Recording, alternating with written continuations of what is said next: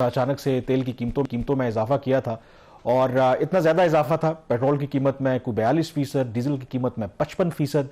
Reaction तो उस पर बनता था, खास करके इसके हवाले से जो रद्द अमल था कि चलें इंटरनेशनल मार्केट में तेल की कीमतों में इजाफा हो रहा है वो तो अपनी जगह पे, लेकिन जो सबसे ज़्यादा लोगों का एतराज़ था कि आखिर हुकूमत एक तरफ इंटरनेशनल मार्केट में तेल की कीमतों में इजाफा हो रहा है, दूसरी तरफ वो टैक्स यानी कि जो लेवी है उस मद में भी अवाम को आप कह लें कि अगर मैं थोड़ा पोलाइट कहूं कि लूटमार कर रहे हैं। तो जो रिएक्शन आया तो उसके 24 घंटे के दौरान ही कल रात हमने देखा प्राइम मिनिस्टर शहबाज शरीफ ने फिर कौम से खिताब किया और जो पेट्रोल की कीमतें हैं उसमें उन्होंने अपना फैसला वापस लेते हुए जो लेवी है उसको 80 रुपए फी लीटर कम कर दिया। शहबाज, ये इसके पीछे क्या आपके पास कोई खबर है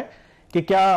as part of the plan था कि पहले देखते हैं कि लेवी को बढ़ा के या कीमतों में इजाफा करके, और अगर अवाम की तरफ से कोई बहुत ज्यादा रिएक्शन नहीं आता तो let it go like this, और लेकिन अगर रिएक्शन आ जाता है तो फिर हम कम से कम ये फैसला वापस ले लेंगे, कुछ अवाम को रिलीफ दे देंगे।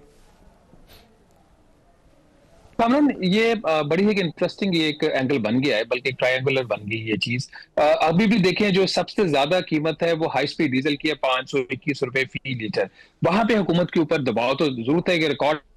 हाईएस्ट प्राइस है, लेकिन उस तरीके से हुकूमत जो थी वो डिफेंसिव पोजीशन पे नहीं गई। लेकिन जो पेट्रोल की कीमत वो थी भी 460 रुपए फी लीटर, डीजल से कोई 60-61 रुपए कम थी, और सबसे ज्यादा हुकूमत वहां पे डिफेंसिव पे चलेगी, क्योंकि एक गलत फैसले की वजह से हुकूमत का जो सारा एक नैरेटिव था कि आलमी मंडी में जो कीमत है वही हम पास ऑन कर रहे हैं, वो सारा जमीन पर गिर गया। और इसमें मेरा ख्याल, मुझे कहने में कोई हेजिटेशन नहीं है कि एक्सप्रेस मीडिया ग्रुप की जो इसके हवाले से कवरेज और रिपोर्टिंग थी, ये इसने एक एक्सेप्शनल एक रोल प्ले किया, जिसकी वजह से हुकूमत डिफेंसिव पे गई। लोगों को इस चीज का पता चला कि ये जो आपसे 360 रुपए फी लीटर, 359 रुपए फी लीटर, सॉरी 459 रुपए फी लीटर जो कीमत चार्ज करने की कोशिश की गई, उसकी एक बड़ी वजह उसके अंदर 160-161 रुपए फी लीटर पेट्रोलियम लेवी थी। तो अगर ये चीज हम सामने ना लाते इस तरीके से, तो शायद हुकूमत भी डिफेंसिव पे ना, तो लोगों में इतनी अवेयरनेस ना होती। तो उस फैसले के बाद गवर्नमेंट का एक पैनिक, जो वो तो फैसला इंप्लीमेंट हो गया, फिर जब इसको वो रिपोर्ट किया गया उसके बाद फिर एक पैनिक बटन प्रेस हुआ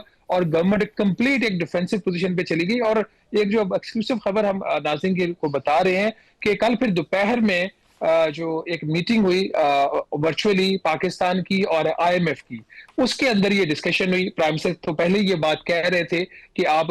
ये इवन के फैसला अनाउंस करने से पहले कह रहे थे किसी तरीके से पेट्रोलियम लेवी के हवाले से जो है वो बात करें, बट आईएमएफ के साथ लेकिन वो बात नहीं हो रही थी। फिर कल जो मीटिंग हुई उसमें हमारे जो फाइनेंस सेक्रेटरी हैं और उसके अलावा जो एडिशनल सेक्रेटरी बजट है फाइनेंस की, वो और फिर गालबन इनकी जो ईवा पेट्रोवा जो कि मिशन चीफ है आईएमएफ की, उनके दरमियान ये मीटिंग हुई। हाल ही इन्होंने कॉन्फिडेंशियल मीटिंग को रखा था वजारत खजाना ने, तो उस दौरान ये फैसला, उसके बाद ये चीजें जो है वो इंप्लीमेंट हुई। लेकिन जो इतलात आ रही है वो मीटिंग भी कोई इतनी जो है वो कॉन्ड्यूसिव या इतनी क्वार्डियल नहीं थी पाकिस्तान के लिए। बहरहाल जो भी हुआ, at the end of the day result ये निकला कि वजीर आजम ने अब जो एक फैसला किया है कि पेट्रोलियम लेवी जो पेट्रोल के ऊपर है वो उसको 80 रुपए फी लीटर पे ले आए हैं 160 रुपए से। अब इसके अंदर फर्क क्या है, जो चीज समझने वाली है, फर्क इसके अंदर ये है कि जो इवन के जब जंग शुरू होने से पहले भी ये कीमत जो थी 84 या 85 रुपए फी लीटर थी, अब ये 80 रुपए पे क्यों लाई है और इसके पीछे क्या मंतक है? इसके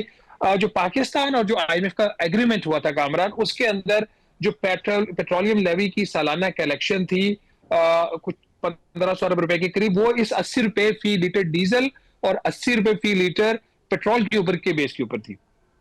हुकूमत पहले ही ये कर रही थी कि पेट्रोल के ऊपर लेवी ज्यादा रख रही थी और डीजल पे कम रख रही थी, तो उसको ऑफसेट करने के लिए ये पेट्रोल के ऊपर जो लेवी थी वो 80 रुपए से भी ज्यादा थी। तो अब वो 80 पे ले और डीजल के ऊपर प्राइम मिनिस्टर ने इसको, वो अभी भी उन्होंने जीरो रखा हुआ है पेट्रोलियम लेवी को, लेकिन इसके बावजूद डीजल के ऊपर अभी भी हुकूमत कोई 35 से 40 रुपए फी लीटर टैक्स ले रही है। इंपोर्ट टैक्सेस में कार्बन सपोर्ट लेवी भी कोई 2.5 रुपए के अंदर इसके अंदर शामिल है। तो बहरहाल खुशाइन फैसला एटलीस्ट टू द एक्सटेंट कि अब हुकूमत ये दावा कर सकती है कि जो आलमी मंडी में तेल की कीमत है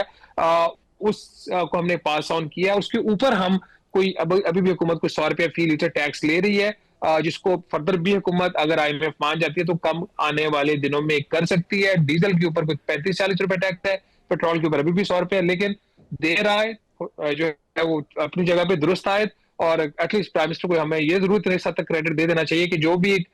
पब्लिक रिएक्शन आया उसको उन्होंने फील किया, उसके ऊपर उन्होंने एक्शन लिया और चीजों को पार्टली रिवर्स किया। अब अभी भी हुकूमत, जो मेरी इत्तलात है, आज भी काफी इनकी क्लोज डोर इस वाले से मीटिंग्स हुई हैं कि जो पब्लिक रिएक्शन आ रहा है, फीडबैक आ रहा है, इसको सामने रखते हुए आइंदा आने वाले दिनों में हुकूमत ने क्या करना है।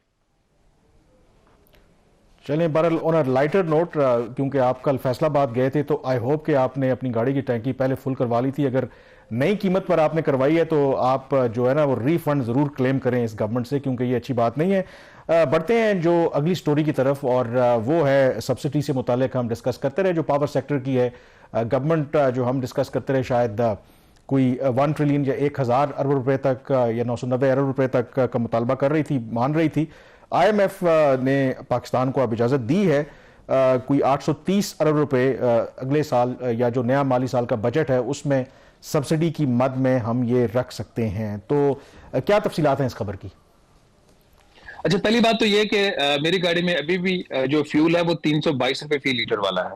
और अगर मैं चाहूं तो मैं इस्लामाबाद वापस भी उसी फ्यूल पे पहुंच सकूं। जरा मुश्किल में पहुंचूंगा, लेकिन 322 पे पहुंचूंगा। बहरहाल वो टैंक तो फिल करवाना पड़ेगा। चले 322 नहीं तो अब 380 रुपए फी लीटर वाला ही सही रेट। अच्छा, अगली बात ये जो है सब्सिडी के ऊपर कामरान, देखें IMF की जो है ना, ये बड़ी एक कॉन्ट्राडिक्टरी एक इनकी पॉलिसी है कि उनको पेट्रोल और डीजल के ऊपर तो सब्सिडी पे एतराज है, और बिजली के ऊपर जो सब्सिडी है, जो जिसमें ज्यादातर चोरी और नालायकी शामिल है, उसके ऊपर IMF को एतराज नहीं है। बात 992 अरब रुपए का जो हुकूमत का एक उससे हुकूमत से एक रिक्वेस्ट की थी IMF की, उसकी नहीं है 992 अरब रुपए की, या IMF की तरफ से 830 अरब रुपए की जो सब्सिडी इनको अलाउ करना अगले साल के लिए। तो मसला है प्रिंसिपल का। तो प्रिंसिपल IMF का समझ नहीं आ रहा है कि पेट्रोल और डीजल पे आप सब्सिडी दें तो वो गलत है, आप बिजली की चोरी के लिए उसको कंपनसेट करने के लिए सब्सिडी दें तो वो सब्सिडी ठीक है। ये गुड सब्सिडी और बैड सब्सिडी का अजीब सा कॉन्सेप्ट आ गया IMF का। इसके अंदर खबर जो बुनियादी वो यही है कि ये जब ये जो मुज़ाकरात हुए IMF के, इसके दौरान ये फैसला हुआ है, IMF इस बात पे मान गया है कि अगले माली साल 2026-27 के बजट में हुकूमत 830 अरब रुपए की जो है सब्सिडी रख सकती है। ये सब्सिडी किन मकासद के लिए? सबसे पहले जो कुछ प्राइस डिफरेंशियल क्लेम, जिसका मतलब ये कि 300 यूनिट से कम जो बिजली की कीमत है, हुकूमत जो असल पैदावारी लागत है उससे कम वसूल करती, जिसमें कुछ पैसा तो बाकी जो कंज्यूमर्स हैं, बिजली के सारिफीन हैं, उनसे जबरदस्ती लिया जाता है, उनकी प्राइस के अंदर बिल्ड कर कुछ बजट से कुछ 200-250 अरब रुपए की सब्सिडी जाती है अभी भी। एक तो ये चीज, उसके अंदर फिर जो फाटा, जो एर्सवाइल फाटा के एरिया है, उसके के बिजली के क्लेम्स अभी भी कुछ बाकी है, करंट भी है और पिछले वाले भी, उसके लिए कुछ पैसा रखा गया है। तीसरी चीज इसके अंदर जो एग्रीकल्चर ट्यूबवेल्स है बलूचिस्तान के, उसके लिए कुछ सब्सिडी होगी, और फिर जो सर्कुलर डेट की रिटायरमेंट के हवाले से भी कुछ पैसा है। और जो सबसे इंपॉर्टेंट चीज है जिसको हाईलाइट करने की जरूरत है, यहाँ पे सारी हुकूमत की जो एफिशिएंसी है पावर सेक्टर की, वो सामने आ जाती है कि इस 830 अरब रुपए में कामरान 300 अरब रुपया जो है सर्कुलर डेट की मद में है। मतलब IMF ये कह रहा है कि जी अगले साल में जो सर्कुलर डेट में इजाफा होगा, जिसको हुकूमत दावा करेगी जी हमने नेट जीरो इजाफा किया। नेट जीरो का मतलब ये कि चोरी भी होगी बिजली की, बिजली के बिलों की रिकवरी भी 100% से कम होगी। तो लेकिन चूंकि IMF के प्रोग्राम में है, तो ये जो चोरी और रिकवरी है इसकी मद में हुकूमत जो है 300 अरब रुपया बजट से, जो टैक्स पेयर्स की पैसे हैं, तनख्वाहदार तबके से लिए जाते हैं, कॉर्पोरेट सेक्टर से लिए, बजट से 300 अरब रुपया निकाल के उसकी चोरी और जो इनएफिशिएंसी है उसको कंपनसेट कर सकती है। हुकूमत ने तो कहा था हम 430 अरब रुपए तक के हमें पैसा चाहिए सर्कुलर डेट के फ्लो के लिए, जिसका मतलब चोरी और इनएफिशिएंसी है। बट IMF कह रहा है आप 300 अरब तक कर ले, जो कि टोटल जो अगले साल की बिजली की सब्सिडी होगी उसका कोई 36% के करीब बनता है। तो इसके अंदर एक और जो खबर है, जो कि मेरा ख्याल IMF के लिए भी शर्मिंदगी का बाइस होना चाहिए और हुकूमत के लिए भी, कि सर्कुलर डेट जो है वो जीरो नहीं होगा। जो इनकी अब नई दोबारा बातचीत हुई उसके मुताबिक अब होता है, कब होता है कौन जिएगा तेरी जुल्फ के सर होने वाली बात है। 2031 तक कह रहे हैं जी कि सर्कुलर डेट का जो फ्लो है वो कामरान जीरो हो जाएगा। और दूसरा जो बिल्कुल आप ठीक कह रहे हैं, इन अदर वर्ड्स अगर आपको सादे अल्फाज में कहें कि IMF की भी समझ नहीं आती, एक तरफ वो सब्सिडीज़ के खिलाफ है लेकिन यहाँ पर पावर सेक्टर के अंदर वो सब्सिडी को अलाउ भी कर रही है, और ऐसे अलाउ कर रही है कि जो हुकूमत की नालायकी है या जो बिजली चोरी होती है आप कह लें कि उसको इनकरेज भी कर रही है। और फिर उसका नतीजा क्या निकलता है जब इस तरीके से आपका सर्कुलर डेट बढ़ता है और बिजली ज़ाहिर है कि उस तरीके से जो उसके अखराजात रिकवर नहीं हो पाते, तो एक बड़ा सिंपल तरीका है कि अगेन जो तमाम बोझ है वो आम सार्फिन पर डाल दिया जाए। तो ये जो सब्सिडी IMF दे रही है या इजाजत उन्होंने दी है कि पाकिस्तान गवर्नमेंट रख ले अगले बजट में पावर सेक्टर के लिए, वो विदाउट कंडीशन नहीं है। यानी कि एक और टीका आवाम को महंगाई की सूरत में, यानी कि जो बिजली की कीमतें हैं वो हुकूमत को बढ़ानी होंगी। एग्जैक्टली ये एक नई शर्त है। ये भी अगेन हम एक्सक्लूसिव स्टोरी दे रहे हैं अपने नाज़रीन के लिए कि IMF की तरफ से ये एक नई शर्त आयद होगी है कि जनवरी 2027 में जो बिजली की कीमतों में एनुअल बेस जो होती है एडजस्टमेंट, उसमें जो रद्दोबदल होगा, उसमें जो भी मिडिल ईस्ट के कॉन्फ्लिक्ट की वजह से जो इम्पैक्ट आया है वो आप फुली पास ऑन करेंगे। कहने के तो ये जनवरी 2027, पर जनवरी 2027 क्योंकि अभी हम अप्रैल में बैठे हुए, तो 10 माह बाद की ये बात जो है वो क्यों हो रही है, इसलिए कि पहले कामरान जो एनुअल बेस पे प्राइस एडजस्टमेंट होती थी वो जुलाई में होती थी। अब जुलाई में मसला ये होता था कि गर्मी का सीजन आपका पीक पे होता है, उस दौरान जो फ्यूल प्राइस एडजस्टमेंट जो आपकी माहाना बुनियादों पर आती है वो उसके इम्पैक्ट आ रहा होता है, क्वार्टरली प्राइस एडजस्टमेंट का इम्पैक्ट आ रहा है, तो उसके ऊपर आप एनुअल इम्पैक्ट भी ले आते हो। तो हुकूमत ने अपनी तरफ से जो एक रिलेटिव टर्म्स में जहाँ पे बिजली की कंजम्पशन इस महीने में कम होती है वो जनवरी होता है,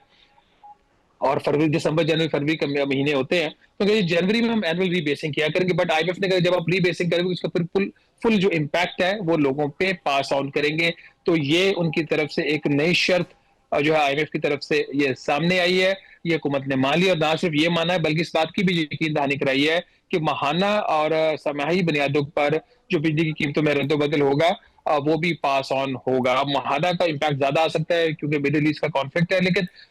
चूंकि ये खबर आज एक्सप्रेस ट्रिब्यून में छपी थी उसके बाद बहुत सारे लोगों में ये कंसर्न पैदा हुआ है कि फौरी कोई एनुअल बेस एडजस्टमेंट हो रही है। ऐसा नहीं है, फौरी नहीं हो रहा। फौरी तो आपको मंथली और क्वार्टरली होगा। जो एनुअल इम्पैक्ट आएगा जो भी थोड़ा बहुत जितना भी आता है वो अगले साल जनवरी में आएगा।